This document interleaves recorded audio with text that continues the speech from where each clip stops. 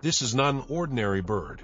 The bearded vulture, Gypaetus barbatus, feeds mainly on bones, soars above near vertical cliffs, and survives in some of the harshest mountain environments on Earth. At first glance, it looks almost mythical. Fiery orange plumage, long dark wings, a wedge-shaped tail, and a black beard hanging beneath its bill. But this is not a creature of legend. It is one of the most specialized raptors on the planet, a bird that has turned altitude, carrion, and bones into a strategy for survival. The bearded vulture belongs to the family Accipitridæ, the large raptor family that includes eagles, hawks, kites, and old-world vultures. Unlike most vultures, however, it does not rely mainly on soft flesh. Its diet is unusually bone-heavy, with bones making up roughly 85% of what it eats. Small bones may be swallowed whole. Larger ones may be carried into the air and dropped onto rocks, so they shatter into edible fragments. This bone-dropping behavior is learned and refined over time. Its body is built for this extreme lifestyle. With a wingspan that can approach 3 meters, the bearded vulture is made for efficient soaring on mountain air currents.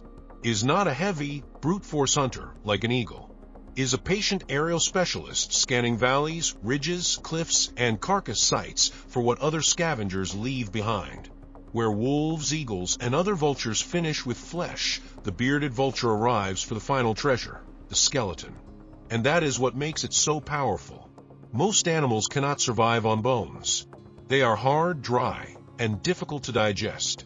But the bearded vulture has evolved an exceptionally strong digestive system that can break down bone material and extract the rich marrow and fat contained within. It does not just eat what others abandon, it exploits a food source that few other birds can use. Scientific studies have shown that even old bones can still provide substantial nutritional value, making this strange diet a real advantage in harsh mountain ecosystems. The bearded vulture lives in wild, open, mountainous landscapes across parts of Europe, Africa, the Middle East, and Asia. It occurs in places where cliffs are steep, wind is violent, and survival is never guaranteed. The Pyrenees, the Alps, the Caucasus, the Himalayas, the Ethiopian highlands, and other rugged ranges. These are not easy habitats. They are vertical worlds, filled with snow, rock, avalanches, thin air, and long distances between meals. Its lifestyle is mostly solitary and territorial. Adults often form long-term pairs, defending huge mountain territories where they know every cliff, every thermal current, and every bone-dropping rock. They are masters of energy conservation. Instead of flapping constantly, they ride rising air, drifting across the mountains like silent shadows. They do not need to chase panic. They wait for nature to do the killing. Cold falls predators, disease, age, and then they recycle what remains. Reproduction is slow, demanding, and fragile. Bearded vultures usually build large nests on remote cliff ledges, protected from many ground predators, but exposed to brutal weather. Breeding often begins in the colder part of the year, and females generally lay 1 to 2 eggs, though usually only 1 chick survives. Incubation lasts about 53 to 60 days, and the young bird can take months before leaving the nest. In some populations, breeding productivity is very low, which means every lost adult, every poisoned bird, and every failed nest can matter for the future of the species. For centuries, humans misunderstood this bird. Its old European name, lammergeier, means something like lamb vulture because people falsely believe it attacked livestock and even children. That myth helped fuel persecution. In parts of Europe, bearded vultures were hunted, poisoned, and eliminated from entire mountain ranges.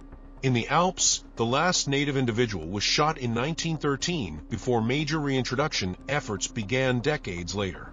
Today, the relationship between humans and the bearded vulture is still complicated.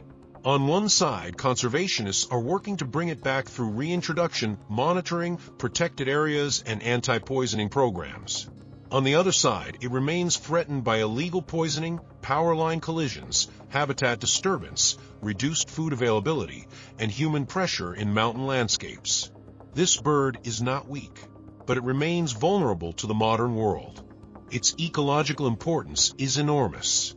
The bearded vulture is a final stage cleaner of the wild.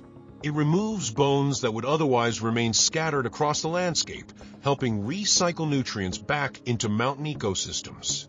It completes the work of other scavengers. It turns remains into movement, death into flight, and skeletons into survival. In that sense, it is not just a bird of prey. It is a biological recycler, a mountain sanitation force, and one of nature's most extreme examples of adaptation.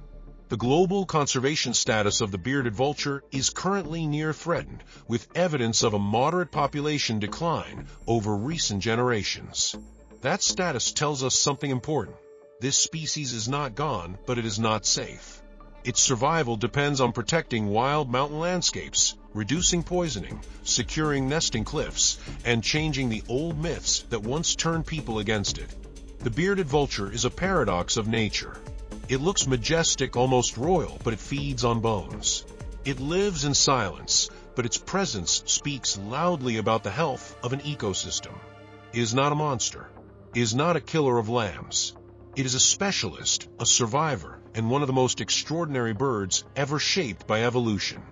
High above the cliffs, where most animals would starve, this vulture finds opportunity. Where others see death, it sees fuel. Where others leave remains, it finds life. In the end, the bearded vulture reminds us that survival is not always about strength. Sometimes, it's about turning the impossible into a meal.